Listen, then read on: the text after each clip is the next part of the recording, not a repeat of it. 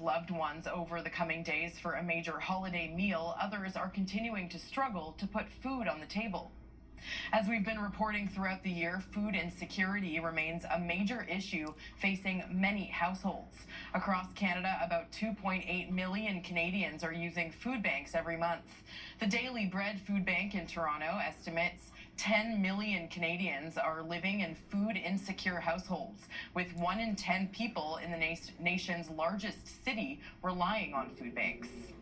With me now is Neil Hetherington. He's the CEO of the Daily Bread Food Bank. Good morning. Merry Christmas. Thanks for being with us. Good morning. Merry Christmas. So how busy has Christmas been for you so far and the Daily Bread team compared to a normal day?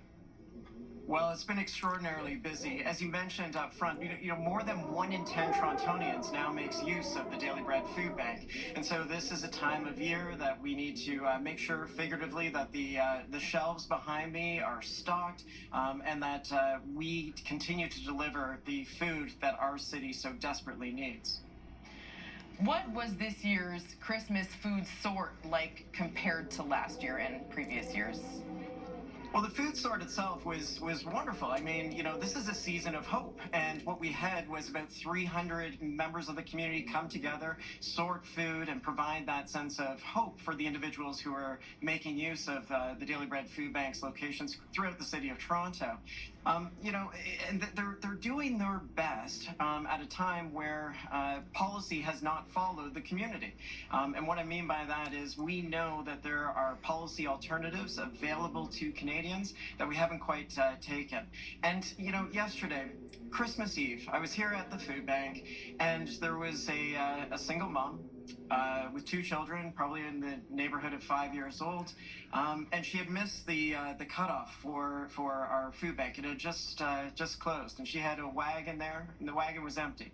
And we were able to get her food, but I just thought to myself, my God, on Christmas Eve, having to come to the food bank, it never was this way across the country. And that story is a reflection not just of what's happening on Christmas Eve, but week by week, day by day, for 2.8 million Canadians who have to make use of the food bank. Absolutely, such an important resource for those who really need it. Now, when we look at food insecurity increasing within Toronto, what are you seeing and how are local food banks feeling the pressure this time around?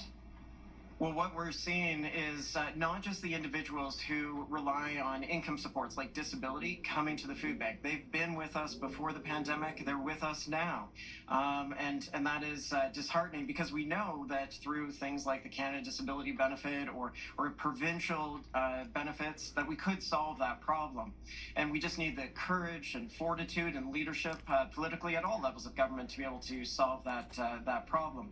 What we're seeing now, though, is more complex. We're seeing individuals between 19 and 44 who have never used a food bank before having to come. 60% of them having a post-secondary education, 50% of them having full-time employment.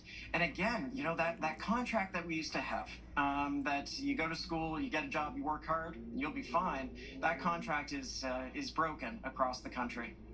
Times are certainly changing. Neil, thank you so much for your time this morning. Neil Hetherington. Thank you. Let's cheers to a 2026, a much better one. Absolutely. Neil Hetherington is the CEO of the Daily Bread Food Bank.